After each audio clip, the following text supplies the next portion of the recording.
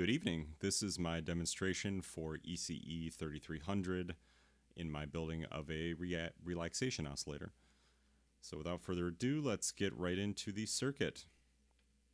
So on the left we have the built circuit, and on the right we have the schematic. So if we want to take a quick look at this, this is our oscilloscope, which is going to be measuring the output of the op amp, which will give us V out. I'm using the Digilent Analog Discovery 3 oscilloscope, which I can use on my desktop and take quick measurements and also display for you, which we will see soon here. And that will be obviously connected in the same way as the example circuit. So we want to blink the LED, which is right here, and control the resistance with a potentiometer. So I have that on a knob here. And as far as the circuit connections go, we have 4 pins coming out of this connection. This green wire, which you can't tell it's green because my only other camera was black and white. This green wire is our ground reference for the oscilloscope. Now this is a yellow wire right here. This one is our positive for the oscilloscope, which is connected to V out, which is on pin 1 of my op amp, which is an LM324N, which is a low power variance. An op amp that is admittedly not really optimized for this application, but I was able to make it work. On the short time scale, I just used what I had already, which was a box of 20 of these. So it will work. And as far as connections for V out, we also have V out going to the LED, which you can see in the schematic. That's going to be this connection, and 2 wires coming out of the enclosure will connect positive here, negative to here, 220 to ground. And we have our 2 capacitors. I use 2 purposefully to create with 2 electrolytics to make one nonpolar, where the capacitance, or the effective capacitance, is C divided by 2. So these are 247 microfarad capacitors connected to pin 2, which is going to be our inverting input. And that inverting input also goes to the feedback, which is this wire right here. It's yellow. And these are our 2 resistors. Our 2 fixed resistors are R5 and R6, which are also in series with where 2 wires will connect here for the potentiometer. So we'll go ahead and get everything connected. Just 4 wires here. And then we can take a look at the operations. Just need these to bend a little bit.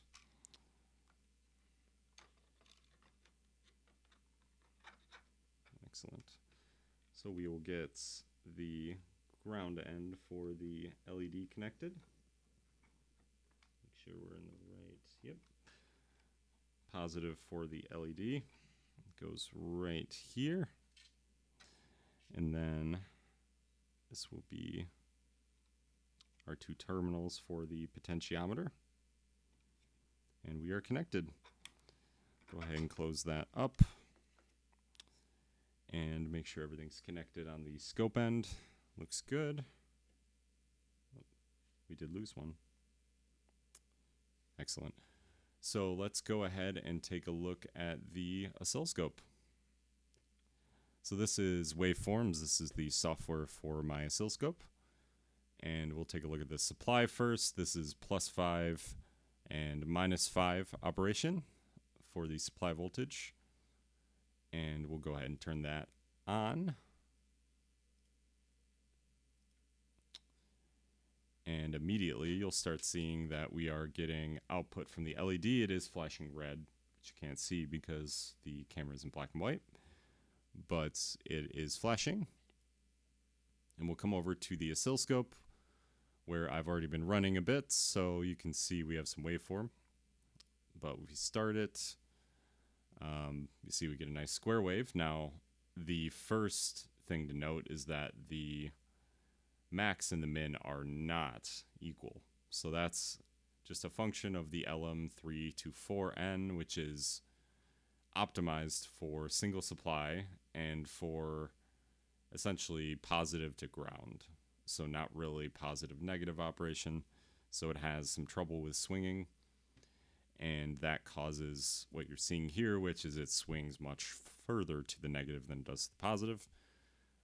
Doesn't really affect the operation of the LED because the swing positive is in range still. So we are able to still use this op amp. And if we look at the measurements, I do have two. I'm using frequency and period. Right now it's just about 1, but if we want to tune it a little bit further, I can actually move over to a smaller time scale and we'll get some heavy overwriting. You can see that it's actually not that close, because if it is close with 100 milliseconds per division, we're going to get it to where it looks like it's not even overwriting. It's just going to, each overwrite will land in the same place, which effectively means that we are getting as close to 1 hertz operation as we can. Do need to tweak it a bit because the 5K potentiometer is very sensitive into the RC value, into tau, so it takes a little bit of tweaking to get it where it needs to be. Sometimes very, very light adjustments.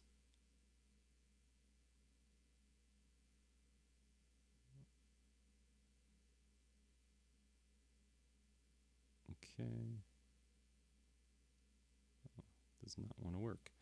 There it goes. All right, so we are looking very good here. We can go ahead and go back to a time scale where we can get some good sampling. I'm actually going to do 500 milliseconds per division, which gives us just about 4 or 5 waveforms. And if we look at the period right now, we are at exactly 1 second, and the frequency is at 0.99999, slightly varying just with each period. It's slightly different with the just slight variance in the circuit, but often we do get exactly 1 hertz operation, and I added that period measurement to show that we are in fact going to be getting, with a 1 second period, we are going to get exactly 60 per minute. In 60 seconds with a 1 second period, there shouldn't be any discrepancy even with these small variations. If it's on the order of, what would that be, on the order of 10 thousandths, then over 60 periods, we're not even going to get a full extra. We're just going to get some very slight variation, and it's looking very good. Now, as far as the non-ideal behavior, the report does go into this further. I solved for the relationship with the swings to figure out exactly what was going on, if that's what was causing an issue I was having with my capacitance range. Because when I estimated it, I estimated that I would need actually a larger effective capacitance than I did in fact, which signified that because the 247s, which equivalently is 23.5, was in range, that there was either an issue due to the swing or there was just a large tolerance issue.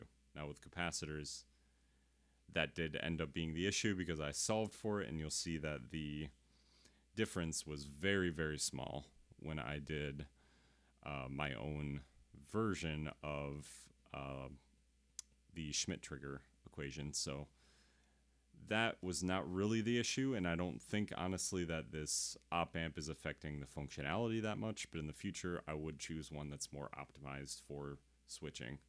And from my research, probably could use something more like a comparator or something that is meant for switching, that is not meant for single supply for positive to ground operation. The LM324 is just not that good for this type of operation where you have to constantly swing between the positive and negative rails. But as you can see, at least at this frequency, it works. So that is about it. We do have very good operation with this circuit. And I'm very glad to have put some work into making this enclosure, because this is something that I do want to experiment with a bit more in the future. So thank you for watching, and I appreciate your time for my long explanations, and I will see you soon in class.